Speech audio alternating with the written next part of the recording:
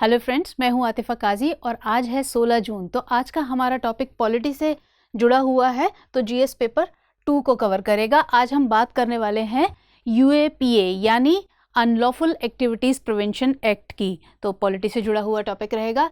दरअसल Delhi high court ने जो यूएपीए है इसके मिसयूज़ को लेकर थोड़ी सख्ती दिखाई है। अब क्यों ये सख्ती दिखाई है और क्या सारा मामला है, इसको हम समझेंगे।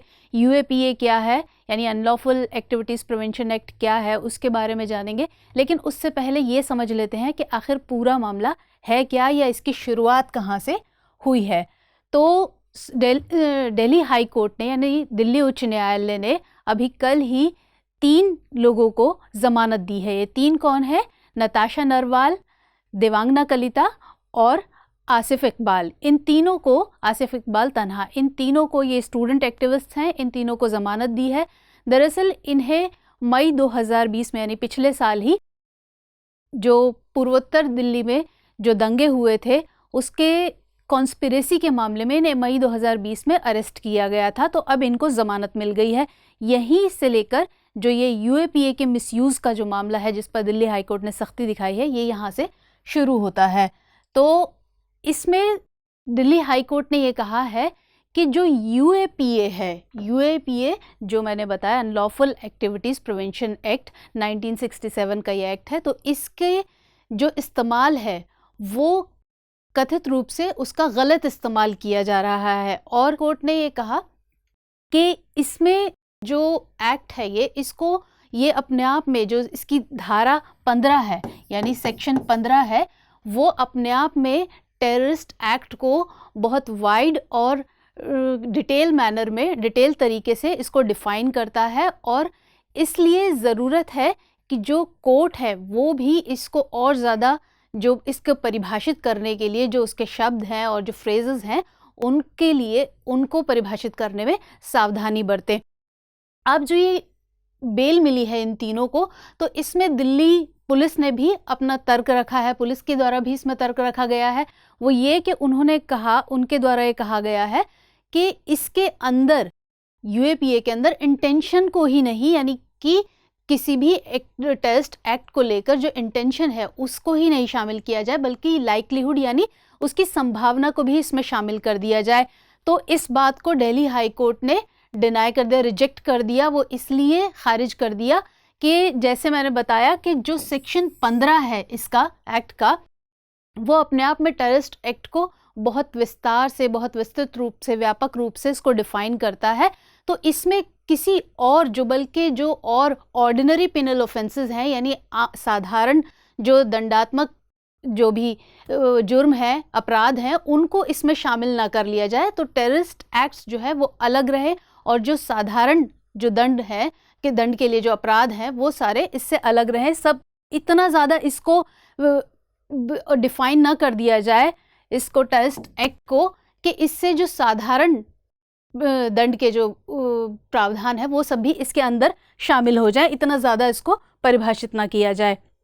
और इसके साथ साथ कोर्ट ने ये भी कहा कि एक दंडात्मक प्रावधान जितना ज़्यादा कठोर होगा उसको उतना ही गहरे से समझने की ज़रूरत है। जैसे अभी हम बात कर रहे थे कि टेररिस्ट एक्ट अपने आप में बहुत विस्तृत रूप से डिफ़ाइन किया गया है, तो इसलिए जो यूएपीए के अंडर अगर किसी व्यक्ति को इसमें अरेस्ट किया जाता है तो कोई ज़रूरी नहीं है कि जो वो ऑफेंसेस हैं, जो इंडिविजुअल केसेस हैं, वो इस कैटेगरी के अंदर आते ही हों। तो ये बात उसने, कोर्ट ने कही है। इसके अलावा कोर्ट ने ये भी कहा कि जिस तरीके से जो छत्तीसगढ़ के जो आदिवासी हैं उनके द्वारा उनके ख़िलाफ़ जो जम्मू कश्मीर में प्रॉक्सी सर्वर के ज़रिए वो जो सोशल मीडिया का इस्तेमाल कर रहे हैं, इसके अलावा मिज़ोरम में भी जो जर्नलिस्ट हैं और भी कई सारे मामले ऐसे हैं, वहाँ पर इस तरीके के जो मामले हैं, यूएपीए के जो मामले हैं, उसमें बढ़ोतरी देखने को मिल रही है, एक उछाल आ रहा है। इसके अलावा गृह मंत्रालय ने कुछ आंकड़े जारी किए थे हाल ही में, उनको अगर देखें तो 2019 में जो यूएपीए के तहत कुल मामले दर्ज किए गए थे वो थे 1126, जो कि 2015 के मुकाबले एक अच्छा खासा उछाल है। 2015 में ये कितना था? 897, और 2019 में 1126 मामले ये दर्ज किए गए, गृह मंत्रालय के आंकड़े हैं। इसके अलावा जैसे मैंने कहा कि अदालत ने धारा 15 पर, जो इसकी सेक्शन 15 है, उसके ऊपर भी जोर दिया इसके अंदर, अपने फैसले के अंदर। तो ये बात हुई कोर्ट के फैसले की। अब जो दिल्ली हाई कोर्ट ने जो निर्णय दिया है अपना, उसमें उसने सुप्रीम कोर्ट के कुछ निर्णयों का हवाला दिया है। जैसे कि 1994 का एक मामला था करतार सिंह बनाम पंजाब राज्य का। इसके अंदर सुप्रीम कोर्ट ने जो एंटी टेरर लॉ है उनके मिसयूज़ को लेकर चिंता जाहिर की थी। इसके अलावा जो दिल्ली हाई कोर्ट ने एक और मामले का हवाला दिया वो था 1992 का हितेंद्र विष्णु ठाकुर का।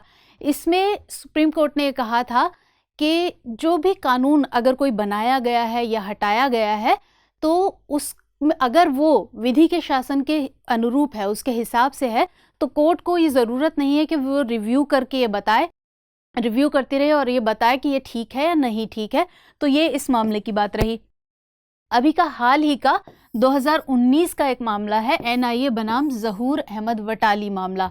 इसके ही आधार पर जो कोर्ट है उसने, दिल्ली हाई कोर्ट है, उसने इन तीनों को बेल दी है। इसमें क्या कहा गया था कि अगर UAPA के तहत प्राइमा फेसाई के अंदर मामला दर्ज होता है, प्राइमा फेसाई यानी प्रथम दृष्टया, तो UAPA के तहत प्राइमा फेसाई के अंदर मामला दर्ज करना ज़रूरी है। और अगर इसके तहत जो मामला दर्ज किया गया है वो रीजनेबल ग्राउंड्स पर अगर सही पाती है कोर्ट, तो ही फिर बेल को डिनाई किया जा सकता है। जबकि कोर्ट ने यहाँ पर यह कहा, दिल्ली हाई कोर्ट ने, कि इन तीनों के खिलाफ प्राइमा फेसाई के अंदर मामला दर्ज ही नहीं किया गया था। जब उसके अंदर मामला दर्ज ही नहीं किया गया प्राइमा फेसाई के, तो फिर UAPA के तहत कैसे उसको कंसिडर किया जाएगा। तो इसलिए फिर जो दिल्ली हाई कोर्ट है उसने इन तीनों को बेल ग्रांट की है।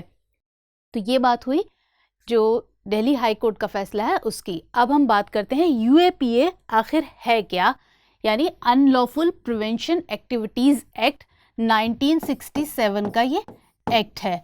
तो ये यहाँ पर अनलॉफुल एक्टिविटीज़ प्रिवेंशन एक्ट की बात करें तो अनलॉफुल एक्टिविटीज़ किस तरीके की होती हैं, तो ये इस तरीके की कार्रवाई होती है, इस तरीके की एक्टिविटीज़ को इसमें शामिल किया जाता है जो किसी भी तरीके से जो देश की अखंडता है, संप्रभुता है, सॉवरेंटी है, उसको नुकसान पहुंचाने वाली हो, या इस तरीके की जो नुकसान पहुंचाए उनको बढ़ावा देने वाली एक्टिविटीज़ हो, उनको इसके अंदर इंक्लूड किया जाता है। हमारा जो संविधान का अनुच्छेद 19 है वो हमें वाक अभिव्यक्ति की स्वतंत्रता देता है, हमें बिना हथियारों के शांतिपूर्ण तरीके से इकट्ठा होने की जो आज़ादी है वो हमें इस अनुच्छेद के तहत दी गई है। तो इसी के जो युक्तियुक्त प्रतिबंध लगाए गए उनके ही हिसाब से ये कानून है, ये जो इसके अंदर बात कही गई है। अब इसमें 2019 में संशोधन किया गया था। अच्छा, इस एक्ट के तहत क्या था कि किसी भी संगठन को आतंकवादी संगठन घोषित किया जा सकता है। किन आधार पर? अगर वो आतंकवादी कार्रवाई करता है या उसमें भाग लेता है या आतंकवादी घटना की तैयारी करता है, आतंकवाद को बढ़ावा देता है, या और किसी तरीके से आतंकवादी जो गतिविधि हैं, टेररिस्ट एक्टिविटीज़ हैं, उनमें वो शामिल होता है, तो उसको जो उस संगठन को आतंकवादी संगठन घोषित कर दिया जाएगा। लेकिन जो 2019 में संशोधन हुआ, इसमें एक और ख़ास चीज़ ये हो गई कि ये एम्पावर करता है सरकार को कि किसी भी इंडिविजुअल को आतंकवादी घोषित करने के लिए इसको शक्ति दी जाती है। इसमें शक्ति मिल गई कि किसी भी व्यक्ति को, इंडिविजुअल को, इन्हीं ग्राउंड्स पर जिनकी अभी हम बात कर रहे थे, जो हम संगठन के लिए भी बात करते हैं, उन्हीं ग्राउंड्स पर किसी भी इंडिविजुअल को आतंकवादी घोषित कर दिया जाएगा। अब बात करते हैं इसके लिए जो देश में जो आतंकवादी जो गतिविधियां या इसके जो मामले हैंडल करती है वो कौन, उसकी जांच के लिए NIA यानी नेशनल इन्वेस्टिगेशन एजेंसी, ये इसकी संघीय जांच एजेंसी है और ये इससे संबंधित कानून को लागू करने की एजेंसी के रूप में भी काम करती है NIA। आप मुझे कमेंट सेक्शन में बताइएगा कि NIA की स्थापना कब की गई थी, NIA का गठन कब किया गया था। तो ये बात हुई UAPA की। अब कुछ चैलेंजेस भी हैं, जाहिर बात है कि अगर कोई एक एक्ट है तो कुछ आलोचकों के भी अपने मत होंगे इसको लेकर तो वो क्या है? तो सबसे पहला उनका मानना है कि जो ये कानून है वो ये, क्योंकि अब 2019 के संशोधन के बाद की हमने बात देखी, तो ये कानून आलोचक ऐसा मानते हैं कि इसके ज़रिए क्या है, किसी भी व्यक्ति को बिना जो न्यायिक प्रक्रिया है तो उसको फॉलो किए बिना ही किसी व्यक्ति को आतंकवादी या आतंकी घोषित करने का अधिकार जो है वो अपने आप में थोड़ा मुश्किल है।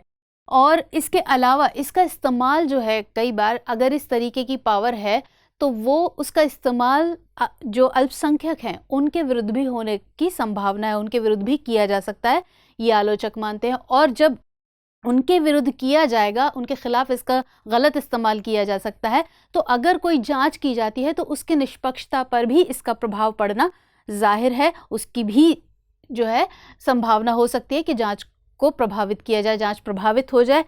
और तीसरे कि जो पुलिस है वो राज्य सूची का विषय है। इसमें जो संशोधन किया गया तो उसमें ये किया गया कि एनआईए को अगर किसी व्यक्ति को आतंकी घोषित किया जाता है तो एनआईए उसकी प्रॉपर्टी को जब्त कर सकती है। अब यहाँ इस संशोधन के हिसाब से जो पुलिस का क्षेत्राधिकार है उसका भी अतिक्रमण होता है। तो ये सारे पॉइंट्स रहे।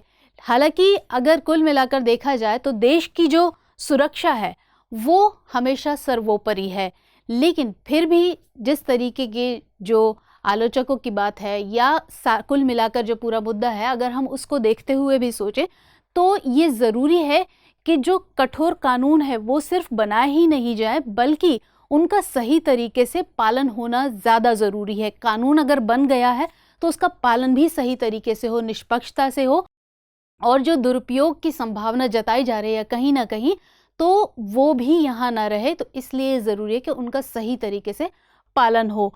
जैसे मैंने कहा कि दुरुपयोग ना हो उसका, तो ये भी सुनिश्चित करने की ज़रूरत है इनके सही तरीके से पालन के ज़रिए। तो ये थे हमारे आज के टॉपिक के पॉइंट्स। अब हम पहले प्रश्न नोट कर लेते हैं, फिर उस पर हम चर्चा करेंगे थोड़ी सी।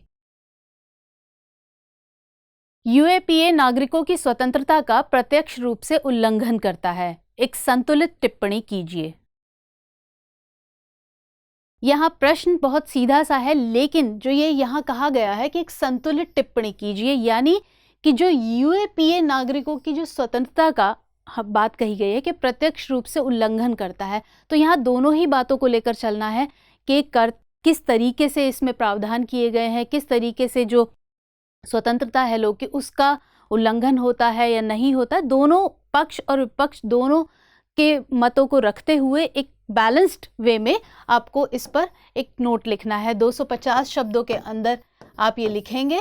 तो इसकी अच्छे से प्रैक्टिस कीजिए, पूरा कंटेंट समझकर इसको अच्छे से लिखते रहिए, तैयारी करते रहिए, सुरक्षित रहिए।